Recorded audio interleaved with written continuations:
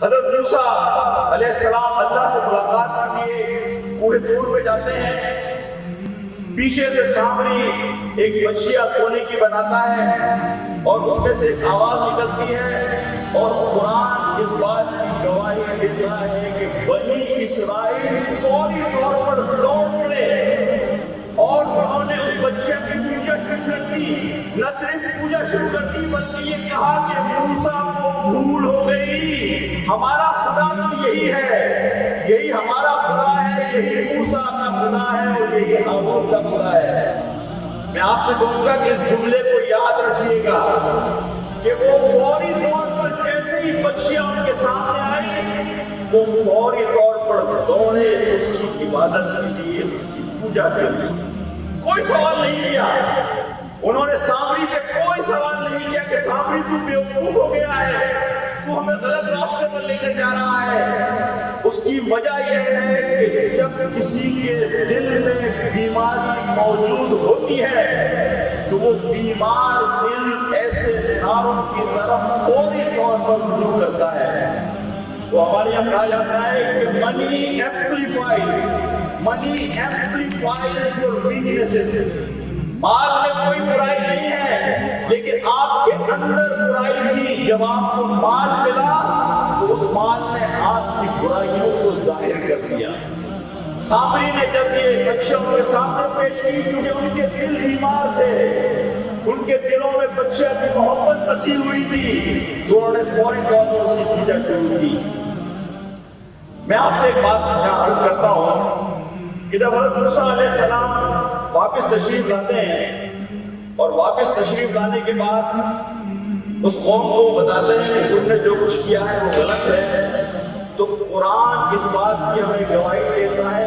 بات اعوذ باللہ من الشیطان الرجیم فَذَبَحُوهَا وَمَا كَانُوا يَفْعَلُونَ، کہ حضرت موسیٰ نے اللہ کا جب پیغام ہمیں دیا کہ وہ بچیا جس کی محبت تمہارے دلوں میں بسی ہوئی ہے، اللہ تم سے یہ کہتا ہے کہ تم بچیا کو قربان کرو. آپ نے دیکھا تھا جب انہیں بچیا ملی تو فوراً دوڑے، لیکن جب اصلاح کی بات آئی، کریکشن کی بات آئی، ان کی غلطی ان کے سامنے لائی گئی، تو قرآن یہ کہتا ہے سورہ بقرہ کے اندر وہ بچیا کو قربان کرنے والے نہیں تھے. انہوں نے حضرت موسیٰ سے سوالات شروع کر دیے کہ وہ بچیا کیسی ہونی چاہیے، اس کا رنگ کیسا ہونا چاہیے، اس کا قد و کاٹ کیسا ہونا چاہیے. جب برائی کی طرف جانا تھا تو چونکہ دل بیمار تھے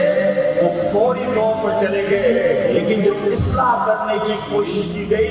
تو کہنے لگے موسیٰ ہمیں تو سوالات ہیں. میں آپ سے اور اپنے آپ سے آج یہ پوچھتا ہوں، ہم میں سے اکثر لوگ یہ کرتے ہیں، یہی رویہ اختیار کرتے ہیں جب ان سے کہا جائے کہ جو کام آپ کر رہے ہیں یہ قرآن اور نبی کی تعلیم کے خلاف ہے، تو ہم کہتے ہیں نہیں ہمیں تو 10 سوالات ہیں، آپ کو ہمیں مطمئن کرنا ہوگا، آپ کو ہمارے سوالات کے جوابات دینا ہوں گے، اور اس کے بعد ہم دیکھیں گے کہ ہمیں اپنی اصلاح کرنی چاہیے یا نہیں کرنی چاہیے. میں آپ کو صرف یہ بات کہنا چاہتا ہوں کہ سامری صرف اس زمانے کا کردار نہیں تھا، آج بھی بے شمار سامری آپ کو ایسے نظر آئیں گے کہ جو دین کو دین سے دور لے جاتے ہیں